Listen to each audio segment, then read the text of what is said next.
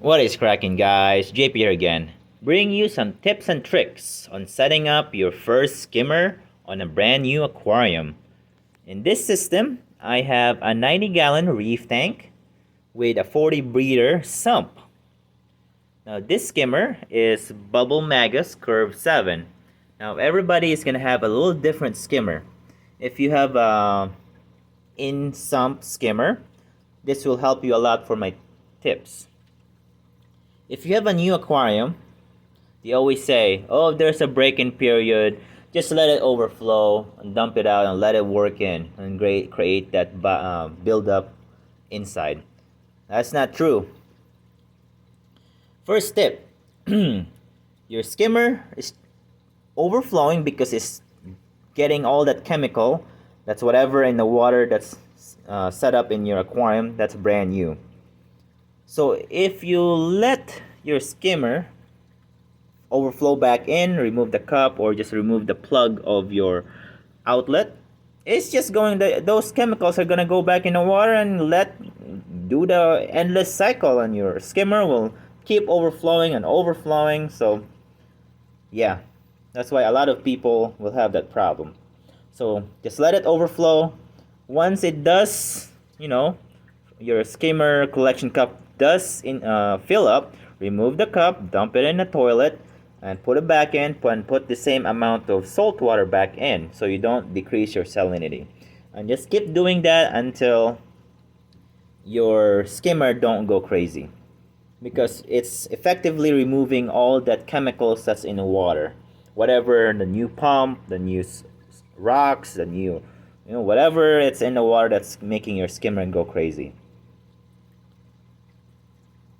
Tip number 2, when you first set it up, read the manual, what's the recommended water height, put it at the minimum water height. So for this curve 7, it is 9 inches. So set it at 9 inches if you have a adjustable baffle. Set at 9 inches, put your gate valve to max. Now what it does is the water will be very low, so your bubbles are coming up, and if it's max, the bubbles will be very low also. So if you have a very crazy skimmer, it's gonna have a hard time trying to overflow and go crazy. So it saves you some time. That's what I did on the first 2 days. It never, mine never went crazy.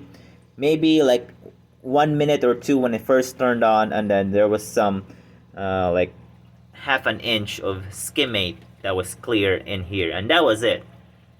And once it settled, the bubble dropped like literally right here, and it was all bubbles were dry, and it was having a hard time trying to reach up. And when it does, after 5 minutes, it was clear foam. I'm like, okay, let it run for a day, and then once you start adding fish or so, you will get a much browner, much thicker skimmate. And for new tanks, you might have some brown skimmate because of your old rocks, or you'll have low bioload because you only have one fish, and you might have not a skimmate at all. Don't worry, just keep it on, because what you're doing is circulating the carbon dioxide and oxygen into the water and creating a much better or higher oxygen levels instead of suffocating your fish. So yeah, just keep it on and put on minimum water and maximum gate valve. Now, once you got your fish bioload on the correct amount, got your rocks cycled, this is week 1 right here. As you are seeing, week 1 of setting this up. And what you can do is read the manual again, what's the maximum water height and what's the minimum, and just go to the middle. And then once you increase your water height to the middle, for this curve 7, it is 10 inches. Just get a ruler, dunk it in there and see where it's at. So 10 inches, there you go.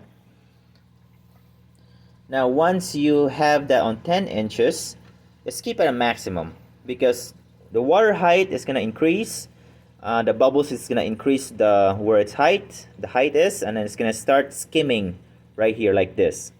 Now you might have a very dry skimmate like mine because it is brand new, but look at that.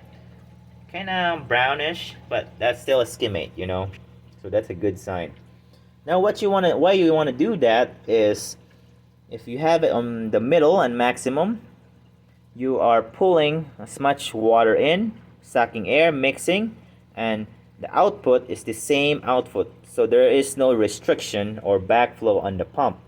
So you're creating so much oxygen and releasing carbon dioxide, or vice versa, whichever is the higher concentration in your room, and basically having a much better circulation and increasing your pH. But the main thing is, in case in the future if you want to adjust, and if you want a wetter skimmate, you can actually move this gate valve down to like 3 or 2 and get a wetter skimmate. If you have your water level at the very lowest, then you have usually your gate valve is a minimum. You can't go maximum because your bubble will drop and you'll have like skimmate right here. It won't ever go up. So yeah. So this is for adjustability. Also, if you're pulling air from the outside, you're basically punching all that water with fresh air at maximum speed, pushing it out at maximum speed, so there is no backflow. So you're utilizing all the power of the skimmer. So yeah, like I said, just let it do its work. Don't go too crazy, especially if it's new, and if you have low bioload. You know, you don't have to go super dark like most videos do. You know, just what works for you. Now, if it does get crazier, it just keeps overflowing like crazy even at maximum at the lowest level, you can definitely lower the water height to like 7 inches and put it in a maximum, and hopefully it will stop. But then you can start raising it up again slow the next few days. Currently, I have 10 fishes in my aquarium, and they're pretty 2 inches blue-green chromis, so they're pretty nice size. So yeah, that's why I have some nutrients. This is week 1 plus 1, and I have some old rock from my 40-gallon breeder, and that's, you know, there's a lot of critters living in the nooks and crannies, releasing all the detritus and causing my skimmer to run pretty well. Like I said, no break-in period, no problems. So yeah, pretty good.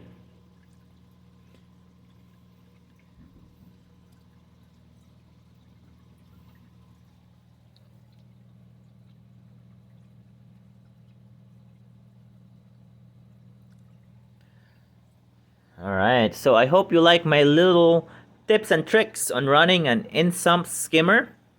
Thanks for watching, guys, and happy reef keeping. Adios.